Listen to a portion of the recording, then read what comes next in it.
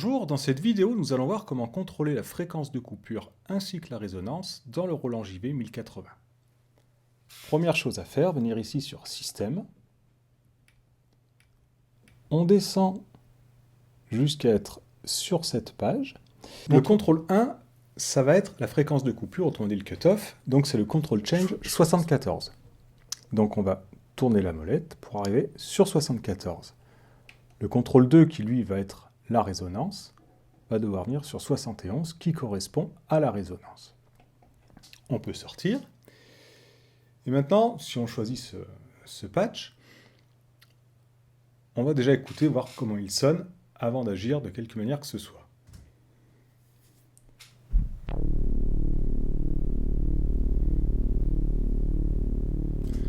Voilà, on se rend bien compte qu'il n'y a aucun changement au niveau du son.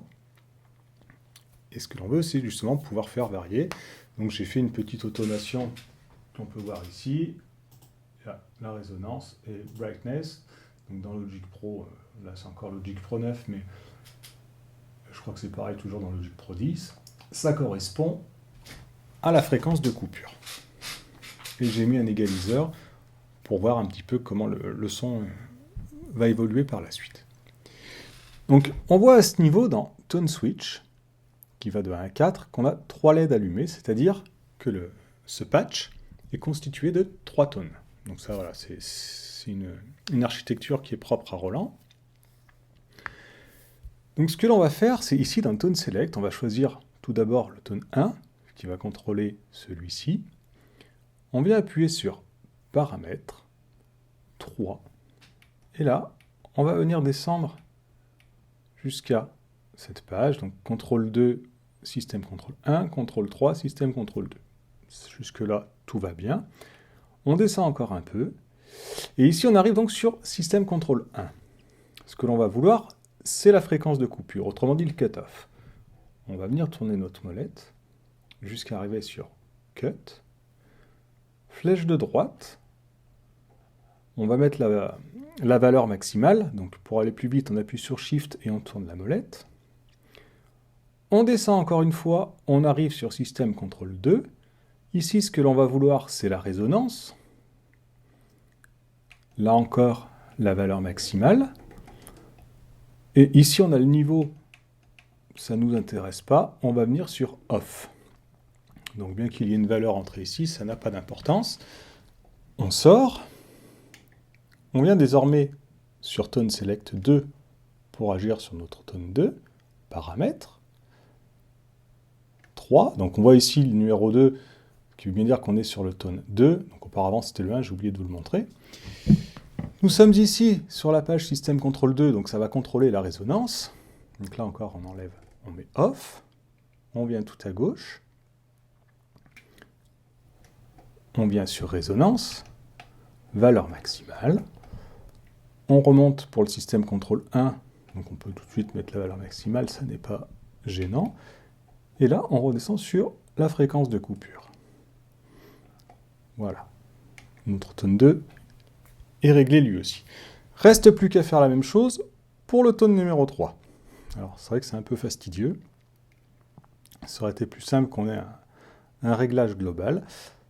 Bon, on ne l'a pas, on va faire avec. Il ne nous reste plus qu'à faire la même chose que les deux fois précédentes. Système contrôle 1, c'est le cutoff. Sur la valeur maximale, on descend. Valeur maximale. Résonance. On vient tout à droite sur Off. Et voyons voir maintenant de quelle manière sonne notre patch Mondo Bass.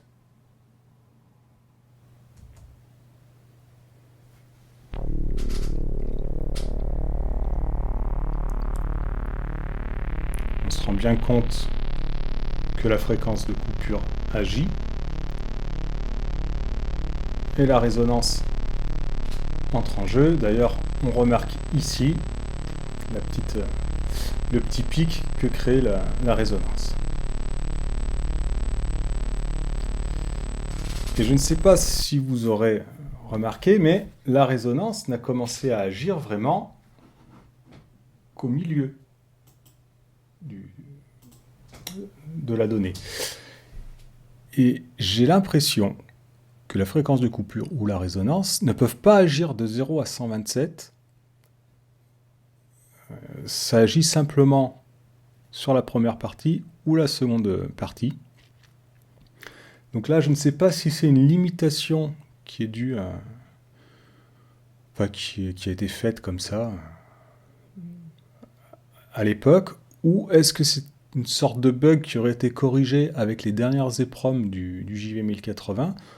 Malheureusement, mon modèle ne les possède pas. Sur les deux EPROM, il y a une des deux qui est effectivement la dernière EPROM, mais l'autre qui ne l'est pas.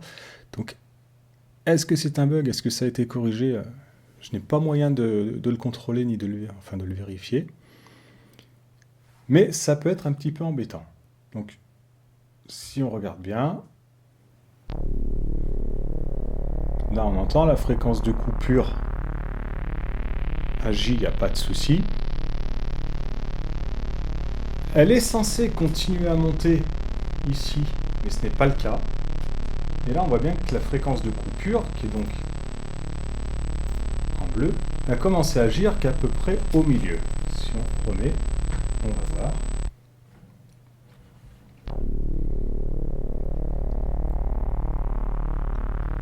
Elle est censée commencer ici. On n'entend rien.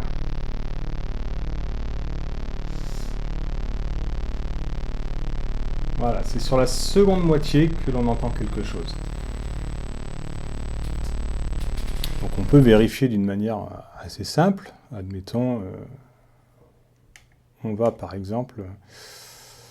Pardon. On va venir ici inverser la fréquence de coupure. Voilà, c'est le tone 2. Hop.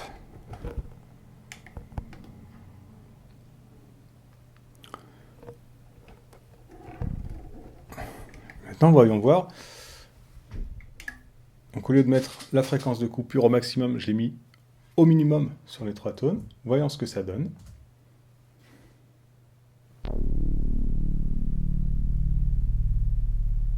Voilà, on se rend compte qu'au départ, on a la même fréquence de coupure que tout à l'heure. Donc elle semble commencer à la moitié de sa course, soit vers le haut, soit vers le bas. Mais on ne part pas d'une fréquence de coupure totalement fermée vers totalement ouverte. En positif, on va d'une fréquence de coupure à moitié ouverte vers totalement ouverte.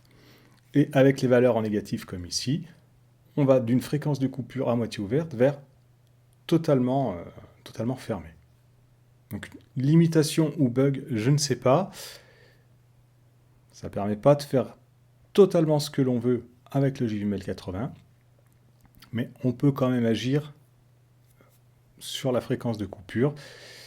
Ça bride un petit peu l'imagination ou ce que l'on veut faire, mais ça peut être aussi une manière de sortir de sa zone de confort et de faire quelque chose auquel on n'aurait pas forcément pensé auparavant. C'est terminé pour cette vidéo. J'espère que ce petit tuto pourra vous être utile. Si jamais vous avez la solution de comment faire pour partir d'une fréquence de coupure totalement fermée vers totalement ouverte ou l'inverse, ainsi que pour la résonance, surtout mettez la solution en commentaire. Je vous remercie pour le visionnage. Je vous dis à très bientôt pour de prochaines vidéos.